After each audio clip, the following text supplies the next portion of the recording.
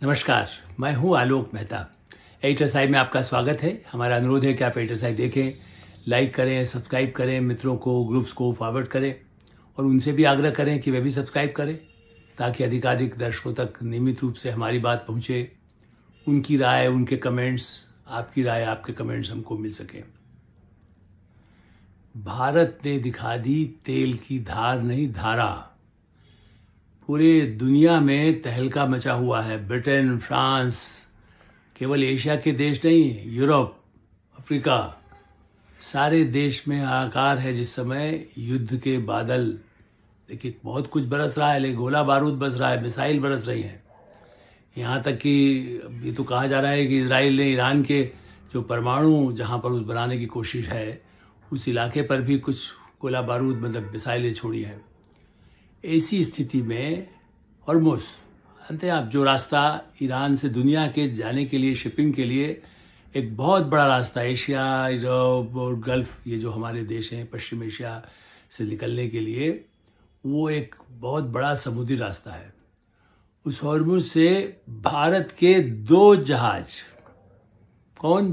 पुष्पक। अब पुष्पक विमान से तुलना मत करिएगा, ठीक है, भारत के ये बहुत पोत जो जिसमें बड़े पैमाने पर कच्चा तेल जो आयात हो रहा है, वो, और एक परिमल। अब इनको आप रिलायंस से मत जोड़ दीजिएगा कि परिमल नाथवानी का नाम मैं ले रहा हूँ। ये दोनों जहाज़ों के नाम है, बड़े भारी, भारत के बड़े जहाज़ जो टनों बैरल्स, मतलब इसको कह सकते हैं आप, सैकड़ों बैरल जिसमें कच्चा तेल, पेट्रोलियम पदार्थ भरा हुआ है, वो निकल करके भारत की तरफ आ गए। निकलने की रास्ता दिया। पूरी दुनिया में अकेला भारत देश है। ये इस बात को इसलिए जोर देना चाहिए कि लोग कहते हैं तेल की धार देखो। ये धार नहीं, धारा देखो। हाहाकार मत करो जो राहुल गांधी कंपनी कर रही है कि अरे साहब क्या कर रहे हैं। अमेरिका तो कह रहा भाई ले लो, आप रूस से भी ले लो, हमसे भी ले लो, हम कुछ नहीं कहेंगे। वो अपने भी दरवाजे उसने खोल दिए और देशों के लिए। अमेरिका दूसरे देशों के लिए खोला है कि हम इतना एक्स्ट्रा ऑयल दुनिया को दे देंगे। तो भारत तो अपना जो पहले भी उनसे लेने को कहता था, रूस से पहले भी ले रहा था, नाइजीरिया से ले रहा है, अफ्रीका से, मतलब मैंने 40 देशों से तो जो इंतजाम है वो है ही कर रहा है, और पहले से किया। कुछ और तात्कालिक करना पड़े, कोई संकट कहा थोड़ी था कि भाई 20 तारीख को हम ये हमला करेंगे। लग रहा था कि हाँ, तनाव है, झगड़ा है, कभी भी कुछ हो सकता है, लेकिन वर्षों की तैयारी इसकी ज़रूरत होती है जब आप संबंधों को बनाते हैं। It's very easy to make relations but very difficult to maintain relations. संबंधों को बनाना बड़ा आसान है। आप जाइए, हाथ पैर जोड़िए, कुछ नमस्कार करिए, कुछ प्यार मोहब्बत दिखाइए, कुछ ज़्यादा धन दीजिए या लीजिए और आप संबंध बनाएं। लेकिन लॉन्ग टर्म में दूरगामी संबंधों को बनाना ये साधारण बात नहीं है। ये भारत ने किया है। वो आप कुछ भी कहिए कि साहब क्यों श्रेय देते हैं, भाई किसको देंगे। कोविड पीरियड में हमने देखा, यूक्रेन और रूस के क्राइसिस में देखा, कितने वर्षों से चल रहा है इजराइल की लड़ाई। तो फिलिस्तीनियों के साथ हमास के खिलाफ पूरा जिस तरह से चल रहा है, और पाकिस्तान में तो फिर हमें करना ही पड़ा है। आतंकवादी वो कर रहा था तो उस पर किया गया। तो प्रधानमंत्री नरेंद्र मोदी और उनके विदेश मंत्री है जयशंकर, देखिए विदेश सचिव रहते हुए उन्होंने काम को हमने देखा, बड़े शांत भाव से काम कर, मतलब वो ऐसे मिलते थे जैसे लोगों से बिल्कुल लगता ही नहीं था कि वो कोई इतने बड़े पदों पर है, और बहुत बड़े परिवार के हैं। उनके पिताजी भी बहुत डिफेंस के एक्सपर्ट थे, और विदेश सेवा में इतना रहने के बाद भी उन्होंने कभी गुमान उनका नहीं था। अमेरिका में रहे, चीन में रहे, और उन्होंने जो संबंधों का, पहले भी विदेश सचिव, कई हमारे विदेश मंत्री बड़े परिचित रहे, नटवर सिंह से लेकर के कितने ही विदेश मंत्रियों से मिलते रहे, और काफ़ी सबने अपना अपना रोल किया होगा। लेकिन सरकारी सेवा में रह कर के, विदेश सचिव रह कर के संबंध बनाए, और विदेश मंत्री के रूप में पिछले, जब से उनको विदेश मंत्री का कार्यभार मिला, प्रधानमंत्री ने उनको चुना, गैर राजनीतिक व्यक्ति को चुना, और वो कितना बढ़िया परफॉर्मेंस है। फिर हरदीप पुरी, वो भी फॉरेन सर्विस के हैं, वो कोई मोदी जी के बीजेपी आरएसएस से नहीं आए। कहते थे आपकी सरकार किसकी है। हरदीप पुरी यूनाइटेड नेशन से लेके कितने ही देशों में राजदूत रहे, दूसरे पदों पर रहे, डिप्टी हाई कमिश्नर रहे, जहाँ कॉमनवेल्थ कंट्रीज़ है वहाँ हमारे हाई कमिश्नर रहते हैं। तो वर्षों तक, और ब्राज़ील जैसे देश, मतलब कितने ही देशों में वो रह चुके हैं, ऐसे दूर दराज के भी, लातिन अमेरिका से लेकर के अमेरिका, यूरोप, एशिया में उनके संबंध। और वो जब से मंत्री बने, पेट्रोलियम मंत्री, पहले अर्बन डेवलपमेंट रहे, और उनके संबंध में दूरदृष्टि, मेरा मानना है कि एक टीम होती है। प्रधानमंत्री भी बात मानते हैं, अकेला मैं नहीं हूँ, वो तो कहते हैं 140 करोड़ की जनता, लेकिन 140 करोड़ की जनता को लगाए गए इस समय यदि क्राइसिस है, तेल का ना हो, यदि पेट्रोलियम गैस का ना हो, मैंने एलपीजी का ना हो, घरेलू गैस को लेकर के 2-4 दिनों से आपने देखा होगा अखबारों में भी और टीवी चैनल्स पे भी, लेकिन मैंने पहले भी कहा था, आज भी कह रहा हूँ कि ब्लैक मार्केट हमने उस ज़माने में देखा है 70 के दशक में। गेहूँ और चीनी दाल के लिए जो होता था ब्लैक मार्केट, वो ही सरकारें थी। नाम इसलिए आप तो जानते ही हैं किसकी सरकार थी, भाजपा की सरकार तो थी नहीं, अधिकांश समय कांग्रेस सरकारें थी। और उसमें कैसे ब्लैक मार्केटिंग होता था, मैं ऐसे मंत्रियों को भी जानता हूँ जो राशन की दुकान पर कहते थे कि साहब जो ठीक है इन सब का कैंसिल कर दो ताकि दूसरे को देंगे, फिर उस दूसरे को उससे पैसा ले लिया और उनको पूरे सब वापस उन्हीं में से कई लोगों को दे दिया, कोई दूसरों को दे दिया। तो कांग्रेस के महान मंत्रियों के कई किस्से हमें हैं जो, ताकि वो ब्लैक मार्केट करे, राशन की दुकान वाला पैसा ला करके कहाँ से देगा, अपने आप तो नहीं देगा, सरकार का ही राज है, उसको देने में भी गड़बड़ करता था। गैस, कितने करोड़ घरों में जहाँ चूल्हा और जहाँ लकड़ी और कोयला जला करके काम होता था, उन घरों में गैस पहुँचा दी सरकार ने। आज उसी गैस को, ठीक है, वो कहा गया भाई 45 दिन में मिलेगी, कहाँ 25 दिन में मिलेगी, 21 दिन में मिल रही थी 3 दिन बाद। लेकिन देखिए 2 दिन पहले ये मालूम पड़ा कि हाँ साहब कुछ क्राइसिस हो सकता है गैस का, सरकार ने अधिसूचना जारी की कि भाई इतना ध्यान रखिए कि ताकि संकट ना आए। ऐसा हाहाकार मचा कि साहब, वो कल इस पर चर्चा की थी, आज मैं उससे बढ़ा कर कह रहा हूँ, क्योंकि मुझे आश्चर्य हुआ कि बड़े बड़े सब जगह हल्ला ऐसा मचा दिया ऐसे कि संकट आ गया है, कोविड से बड़ा संकट आ गया, तो है ही नहीं। राहुल गांधी संसद के बाहर चाय पी रहे हैं, बिस्किट खा रहे हैं गेट पर अंदर बात करने में हल्ला मचा रहे हैं, बाहर जाकर अपनी पार्टी के लोग साथ, अरे गैस का संकट आ गया पूरी जनता के लिए। वो क्या खुद उनको पता है कहाँ पर गैस, कोई लोग रो रहा है तो नहीं रो रहा है। सरकार मान रही है कि हाँ भाई पूरी दुनिया में संकट है, इसलिए ध्यान रखिए। कोई चीज़ आई तो आपने कहा वैक्सीन लगाइए, यही तो कहा गया था कोविड में, ये तो नहीं कहा गया था कि आप भाग जाइए देश से। बताइए राहुल गांधी ने कहाँ टीका लगाया हमें नहीं मालूम, लेकिन वो देश से इतनी बार बाहर जाते हैं तो हो सकता है 10 बार लगा चुके हो। कई देशों में कहा जाता है अभी भी लगा लीजिए आप वैक्सीन। ब्रिटेन में कई लोग ऐसे हैं, अमेरिका में कई लोग ऐसे हैं जो कई 4-4 बार लगा चुके हैं। तो हमने तो नहीं कहा, भारत ने, सरकार ने, हाँ जिसको ज़रूरत हो, उस तरह की कोई बीमारी हो, आवश्यक हो, वैक्सीन लगाए। ऐसी स्थिति में तेल, इसलिए मैंने शुरुआत उसी से की, तेल की धारा, जहाज उस समुद्री रास्ते से निकल करके भारत में आ गया। और ऐसी स्थिति में ये भारत की बहुत बड़ी उपलब्धि है। दूसरे देशों से आ रहा है वो तो है ही, कई रास्ते हैं हमारे भाई, आप यदि आप दूसरे एशियन रास्ते भी तो है, और रशिया से हमारे संबंध है, रशिया से अब दूसरे रास्तों से आ जाएगा।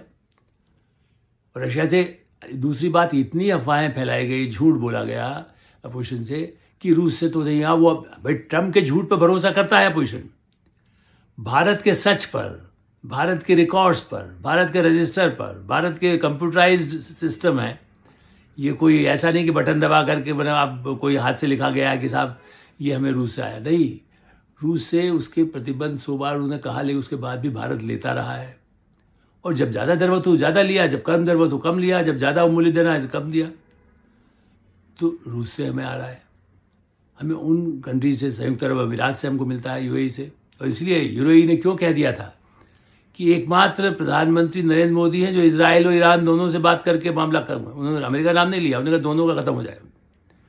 अमेरिका से भी कर सकते हैं, लेकिन वो अमेरिका ही तो इजराइल को हाथ में कठपुतली बना करके उसको उपयोग कर रहा है, उसको हथियार अपने बेच रहा है। और अब कहाँ डोनाल्ड ट्रंप कह रहे हैं कि साहब नहीं मेरा लक्ष्य पूरा हो गया, अब ज़्यादा नहीं, लेकिन अब क्या है, अब ईरान ने कहा है हम तो जारी रखेंगे। दुर्भाग्य की बात है कि वो यूएई में, दुबई जैसे अड्डों पर भी, जहाँ बहुत भारतीय भी काम करते हैं, हमें इस बात का अफसोस है कि ईरान जैसे देशों को अपने ही रमज़ान का महीना चल रहा है, उनमें दोहा में, दुबई में हवाई अड्डे पर तो सामान्य कर्मचारी काम कर रहा है, उसमें भारतीय मूल के लोग भी हैं, उसमें संयुक्त अरब अमीरात के है, अरब कंट्रीज़ के भी हैं। तो सऊदी अरब, कुवैत, कतर, यहाँ कौन रह रहा है?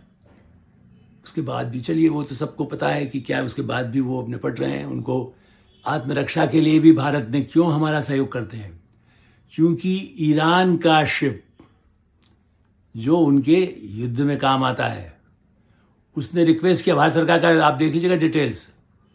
उसने कहा कि साहब हमें भारतीय सीमा में बंदरगाह पर हमें अपना स्थान बीच में आकर के हमको जाना है।